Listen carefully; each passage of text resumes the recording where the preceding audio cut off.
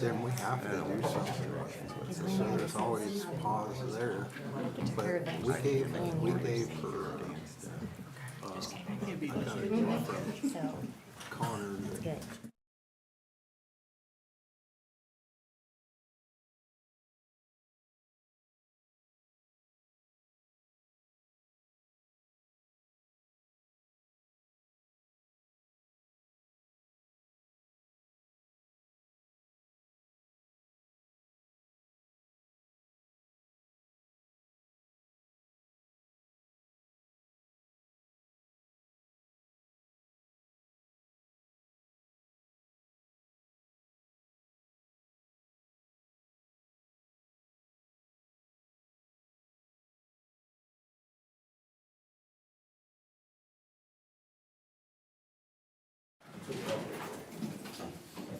pledge allegiance to the flag of the United States of America and to the republic for which it stands, one nation, under God, indivisible, with liberty and justice for all.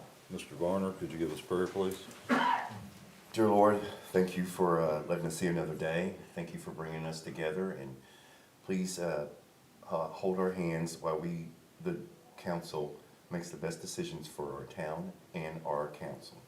In this we pray. Amen. Amen.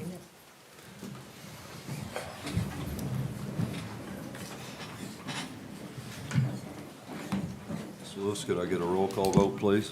Mills. Here. Paprick. Here. Gibson. Here.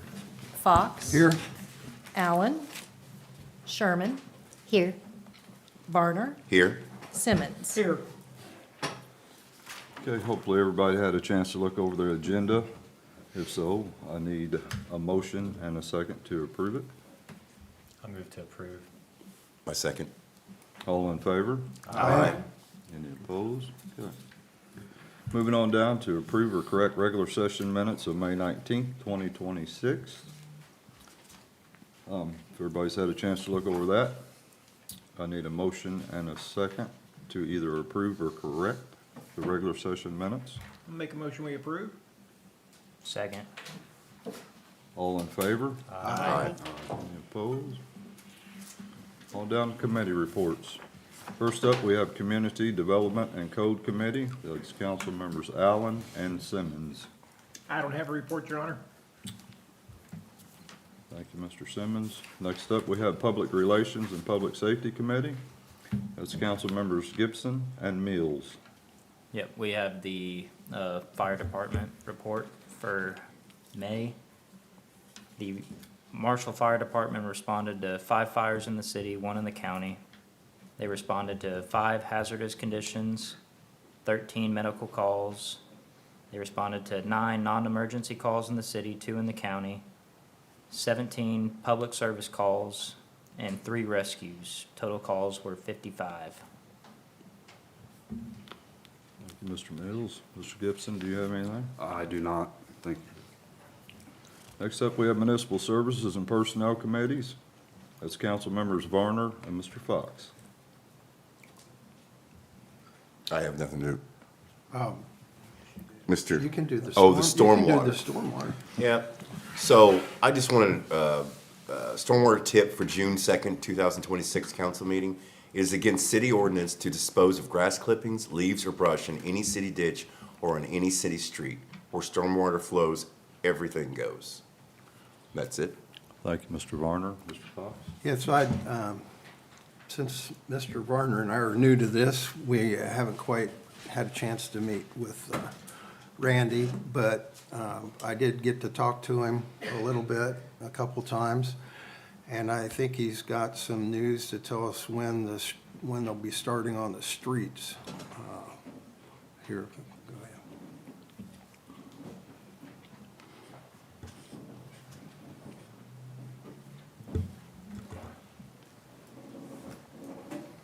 I'm Randy Cornine, I'm the Director of Municipal Services. We had a pre-construction meeting with Vance Brothers.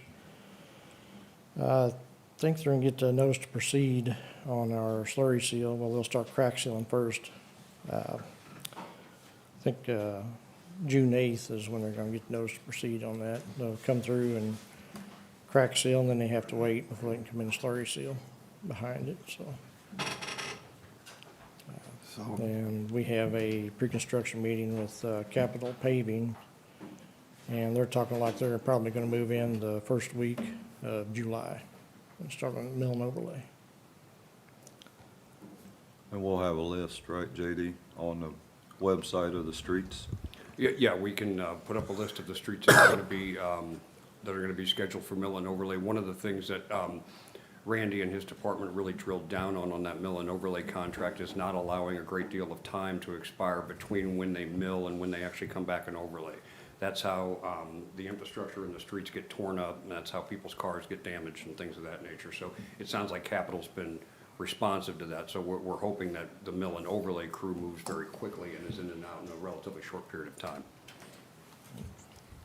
so it's a process, but one thing we want to let everybody know, when they do, there'll be, is it a day ahead of time that they'll be putting little hang downs on their? Yeah, they're gonna give 24-hour notice. They'll do, 24-hour Door notice. hangers, and then they'll have signage up too, so, Yeah, can give everybody a heads up, yeah. so. It's a process, and we need your cars removed so we can do it properly, so please heed those notices. Move your cars. Didn't you say it was gonna take 90 days for them to come back and redo? Yes, once they do the slurry? crack seal, then it'll be 60 to 90 days before they can come back in and do the slurry over that and let the crack seal material cure. Okay. How many miles are planned on being done? I don't have the mileage on me right now, but, We can include that in whatever Yeah. information we post. Thank you. all right, thank you. Randy, before you run off, did you say that we're getting a street sweeper? Oh, yeah. Oh, yeah, I talked to them this morning, they said, next week they're gonna deliver the new sweeper, so. Cool. should be- We'll have two of them running around, right? Yeah. Yeah, You can get rid of the other one. The other one, they're gonna Having the other one. drive the new one up and take the old one with them. Just testing you. Yeah, yeah. Thank you. you have to sell ice cream off the back of it. Thank you, Mr. Fox and Mr. Varner. Next up, we have Property Finance Budget and Audit Committee. Councilmember Patrick. No report, Your Honor. Okay. Moving on, we have City Administrator's Report, Mr. Kerman. Thank you, Mr. Mayor. I've got a number of items of interest for you. I do want to start by mentioning the community-wide cleanup that is taking place in conjunction with the Saline County Commission, who has organized a lot of the labor, and they'll also be helped by Randy's crews in terms of operating some of the equipment, and of course, Region F, the solid waste district that handles that. That'll be Saturday, June the 13th, from 8 a.m. to 2 p.m. at the county fairgrounds out on Highway 65.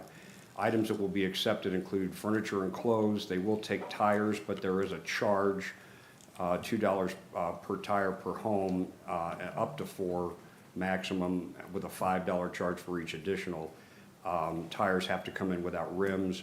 There is an electronic scrap. If you've got old monitors and television sets, they'll be able to take those. Of course, bulk debris and 2 appliances per home. A couple of things to note: Freon-based appliances like window units and refrigerators cannot be accepted, and yard waste cannot be accepted. Hazardous household waste cannot be accepted at this community cleanup, but there is information available from the state of Missouri on how to deal with hazardous household waste. So this might include things like cans of paint that are still wet and things of that nature. But again, that date is going to be Saturday, June the 13th, from 8 to 2 at the county fairgrounds. I want to mention a couple of other project updates for you all. The airport lighting project, I've got some good news to report there. We talked about this a couple meetings ago. We have some discretionary funds and some of the funds that come from the FAA to accomplish that runway lighting. However, when the engineer finalized the design and started putting the cost estimate together, they found out there was a pretty sizable gap of $175,000 that was not going to be available through our normal distribution of funds. In conjunction with our engineer at HDR, we asked the state to consider the fact that we were so successful on that $3 million parallel taxiway program, and that we would be a safe bet for additional funds. And they did agree, the state has agreed to fully cover that $175,000 gap. So we will be able to proceed with this project like we would any other normal airport project, with only a 10% match on the entitlement funds and a 5% match on some of those federal funds. So the $175,000 would have been a deal breaker for us. So fortunately, the state's going to cover that. You all have been asking for updates about the storm box at La Paz. The configuration of the box is primarily ready to go. We asked Lamp Reinerson to look over some of the original, what the engineers call base elevations that they use for that calculation, and Lamp Reinerson found some discrepancies. So ESS is going to have to rework those base elevations so that box is going to be custom formed for us. So we only have one chance to make it right. And so as soon as they're done fixing those base calculations, we should be able to get somebody under contract and get the box delivered and get it dropped in. Cotton Street, the stormwater project down there, wrapping up the last 2 required easements to be finalized. We also believe, especially because that work's likely going to be done this summer while the street work's going on, that we'll need a contractor for that. And the engineer believes that we can probably bid the La Paz storm box and the Cotton Street work together in order to realize some cost savings on that contract.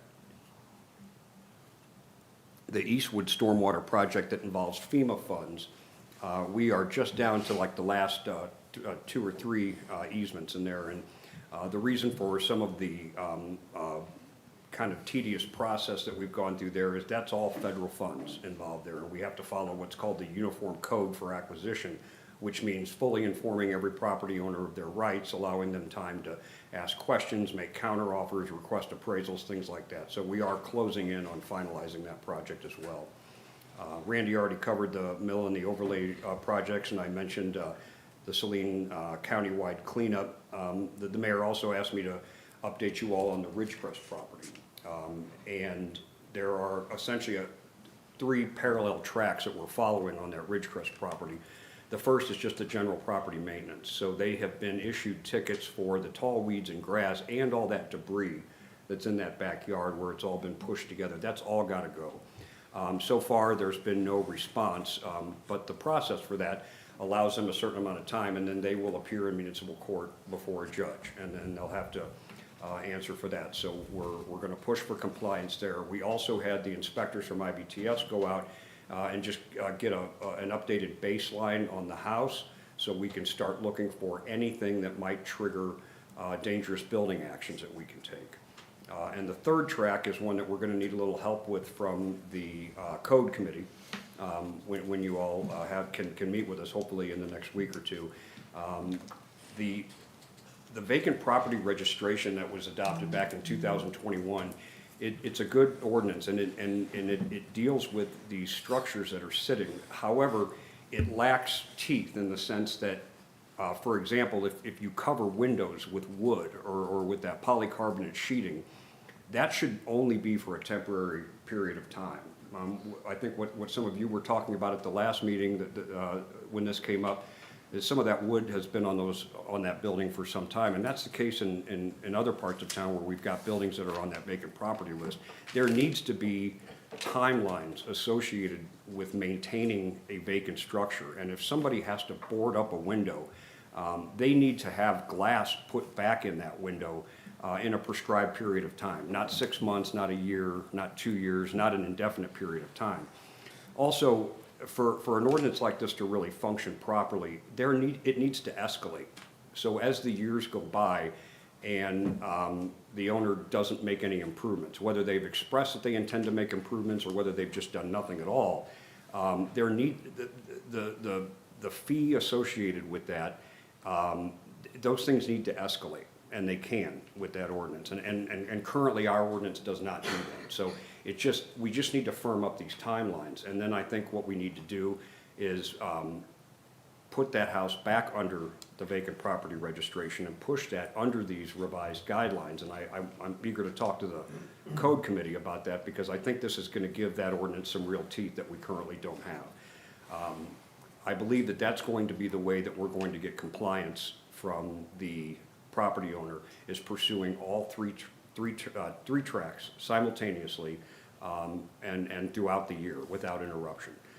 And that's our intention going forward. So I am also gonna ask for some other meetings, but I would like to get in front of the code committee here just as soon as it can be arranged, to talk about modifying that vacant property ordinance.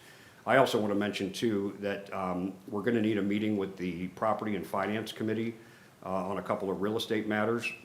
Just as soon as we have our other appointee to that committee, we'll need to meet and talk about that. I also need our Municipal Services Committee to schedule a meeting to talk about a couple of minor issues involving either the street department or parking issues. So I will work with the clerk, but keep in mind that she'll be circulating dates shortly, asking for your availability for those meetings. And it'd be great, as many of those as we can knock out between now and the next meeting in June. There'll be that many more issues that we've got some forward momentum on, so. Hey, I just have one question. So, in your honest opinion, what would be your suggestion of an appropriate timeline for the windows, the things like that being done? What would be your suggested timeline for that? We're gonna have to look at this with the code committee, because ultimately that's going to be Up to them. the council's decision, the timeline. The law prescribes certain provisions for how much notice you give somebody, and for how much, and for the due process, and all those kinds of things. However, the issue with like boarding up windows, I know there are some cities, just speaking anecdotally, that expect that to be remedied like in a week. Other places may allow it for 6 months to a year. I think anything like that that's considered temporary under this ordinance, there's no reason, you're not buying a license to maintain a nuisance property. Exactly. And so what we want to do is we want this thing to have an end. We want this to mean that if you board a window, you're gonna fix the window. If you're maintaining a vacant property right now, that this is not just a license to maintain a vacant property in perpetuity for the next 10 or 20 years, that it's going to escalate in year one, escalate after year two, escalate after year three, until we can really force some action there. So, I don't want to preempt the code committee or the council, but they Right. will have to talk about what is a reasonable amount of time, for example, to get a window fixed. Yeah. Okay. Is there fire code violations too? I mean, Yeah, fire code violations would fall under dangerous building and things like that. And so that can be part of the inspection that IBTS does. And certainly, if the fire department has reason to believe that there's other issues, especially as they pertain to electrical, then the city has a certain amount of power to enter and review that. However, in this case, and this is another problem for this structure and why we need some reform on that property registration. The utilities, as the neighbors know, the utilities have been off on that house for well over a year, if not multiple years at this point. So it can be difficult to prompt an inspection under the fire code without the electric being on, for example. if we piled up brush and trash against the back of the house, that wouldn't be a fire code. Well, violation. it's a property maintenance violation because it does threaten health and safety, yeah. Now, those, if that happened and do those fines accumulate after a certain period of time? Fines for the property maintenance? Right. Typically, it's very difficult to kind of treat people as repeat offenders under those codes. And so if they're issued a citation, they're given notice, they're given due process, and if they end up in front of the judge and they have to explain, that may be up to the judge to determine, how far the fines can go. Our goal is to get action, is to get it remedied quickly. If we can't get action on those nuisance items, then we really need to escalate into the dangerous building arena. A little bit different set of rules, but again, we just need to stay on that track. We've got to give the owners of these properties every opportunity to correct the issue. And in a situation like this, where this has gone on for many, many years, unfortunately, we can't necessarily go back and say, this issue is X number of years old under the provisions for like property maintenance and things like that, but we can do that on this vacant property registration. So I think we need to get on it as quickly as possible. Thank you. Thank you, Mr. Kerman. Next up is my report. Only report I have is an assignment. Ms. Peggy Sherman will be joining Mr. Patrick with, where are my glasses, where you at? Budget and Audit Committee. Please. Yes, sure. Thank you. Okay, moving on. Next up, we have business from the audience. It's limited to 3 minutes per speaker. Any person, resident or non-resident, wishing to address the council may approach the microphone at this time, state their name and their comments.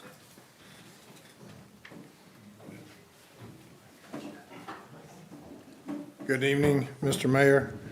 Thank you for your response on that. My name is Mike Ship. I live right next door to the abysmal property that you guys have been talking about. And I just wanted to add a couple things to what you said, sir. So I've been an emergency medicine provider for over 30 years. And has everybody heard about the hantavirus in the news? Does everybody understand what causes the hantavirus? It's rodent excrement and feces. I'd be willing to bet anybody's paycheck in here that there's a little bit of that in that house.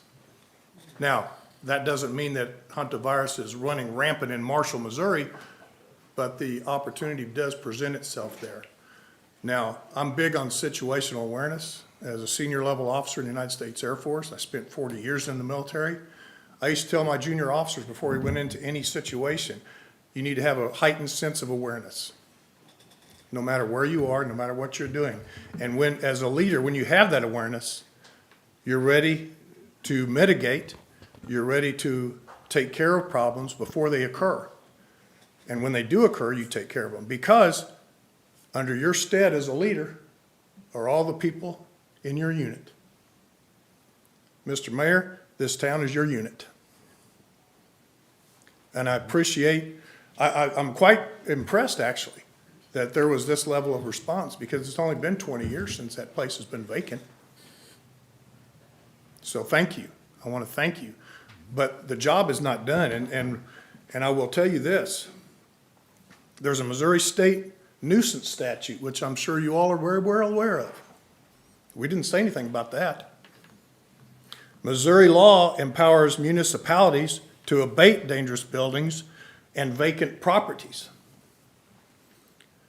If this is brought before council and the council fails to act on a declared dangerous property, cities can secure court orders to demolish or repair the property and place a lien directly on the owner's tax bill. Were you all aware of that? Okay, that's all I have. Thank you very much for the action up to this point. I hope we're not done. Oh, sir, new photos. The grass now, it's been, when we were here last, they mowed it the day before, and I haven't done it since. It's about that high now. There was a sign in the front yard about ordinance, you know, Yeah, I checked that violations. last meeting, yeah. That sign is gone.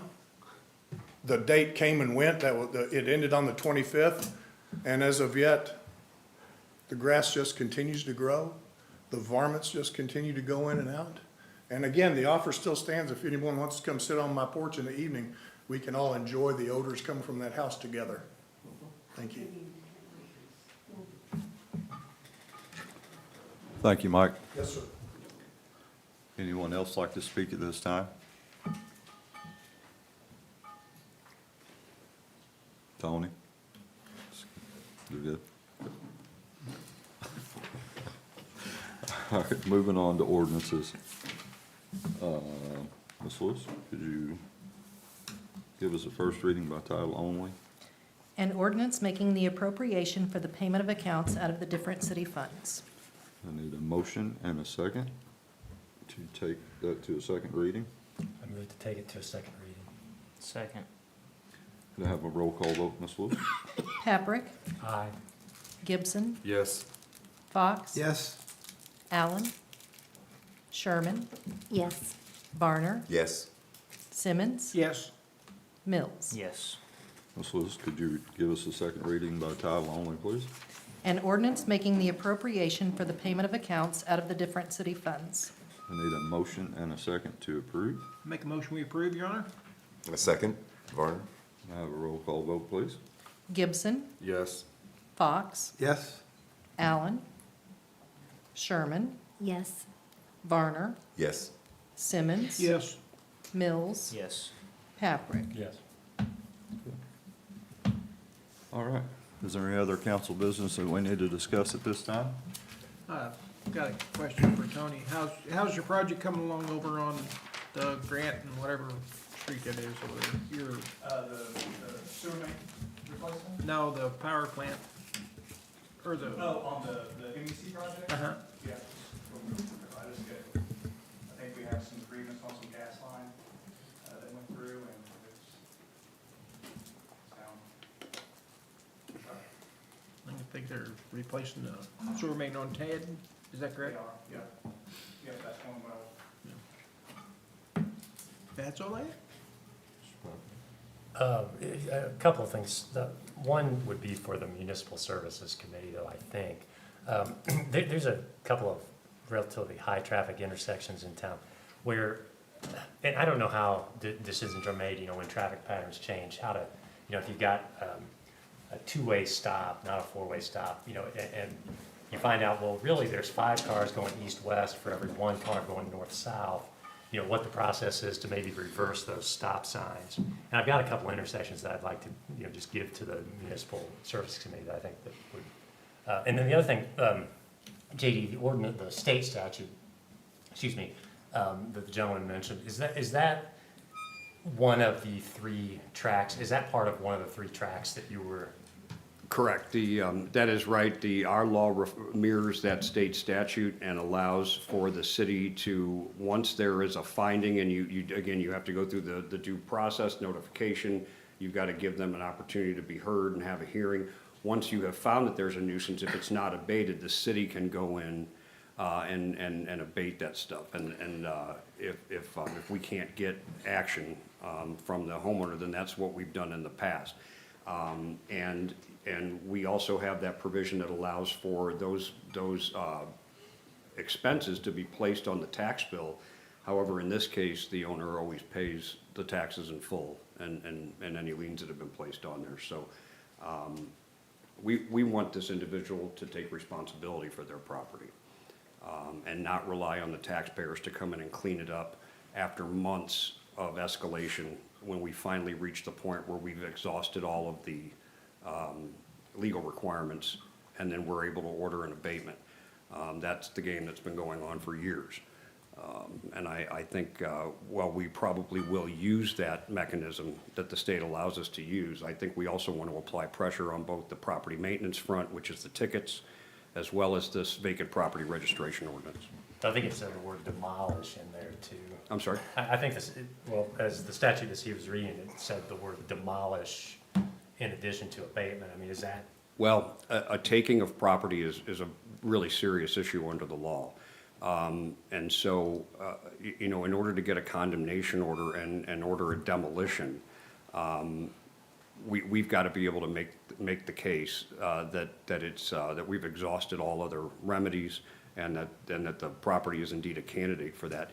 If we end up in front of a judge, which we very well could at some point in this, regarding the repairs that are needed or the condition of the building, if we have neglected to follow any of the prescribed steps that the state statutes lay out, if we have failed to give proper notice, if we failed to conduct the hearing properly, if we didn't exhaust every possible opportunity, the judge is going to kick that back down to us.